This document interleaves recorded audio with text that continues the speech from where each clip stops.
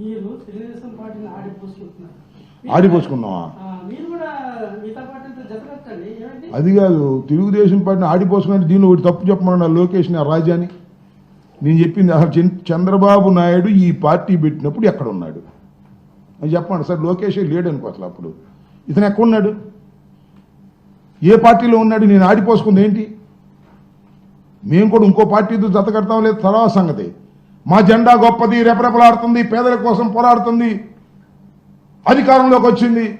ఎప్పుడు అసలు ఒక్క మాట చెప్పు నాకు, ఎప్పుడైనా మరొక పార్టీతో జత కట్టకోకుండా తెలుగుదేశం పార్టీ అధికారంలోకి వచ్చినటువంటి సందర్భం ఏది చెప్పు ఏంటి? చంద్రబాబు నాయుడు గారిని అడుగుతున్నా. ఎప్పుడు ఎవడో ఒకరిని రెండు సంఖ్యల్లోనూ రెండు కర్రలు పెట్టుకుని నడవడం తప్ప సొంతంగా నడవగలిగిన శక్తి చంద్రబాబుకు ఉందా, వాళ్ళ అబ్బాయికి ఉందా? ఏ పవన్ కళ్యాణ్ భుజం మీదో, లేకపోతే ఆ భారతీయ జనతా పార్టీ భుజం మీదో, ఈ రెండు కాకపోతే సిపిఐ సిపిఎం భుజం మీదో, ఇవన్నీ కాకపోతే కాంగ్రెస్ భుజం మీదో ఎక్కడం తప్ప నీకు అసలు సొంతంగా నడిచే శక్తి ఉందా? ఎందుకు ఊరికి అధికారం ఉందని డప్పాలు కొట్టుకునే కార్యక్రమం తప్ప నేను చెప్పిన దానిలో ఏముంది?